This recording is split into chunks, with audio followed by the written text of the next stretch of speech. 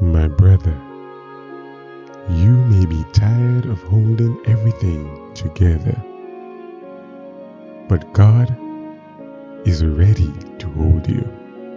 My bro, sometimes the greatest battle isn't around you, it's in your mind. The worries, the what ifs, and the fear of tomorrow can steal today's peace. But here's what: you don't have to figure out everything to trust God.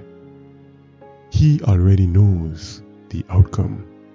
Give Him what you cannot control.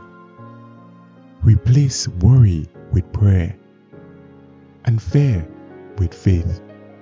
For 1 Peter chapter 5 verse 7 says, "Cast all your cares upon Him, for He careth for you." Remember, my brother, keep praying, keep trusting, keep waiting on the Lord.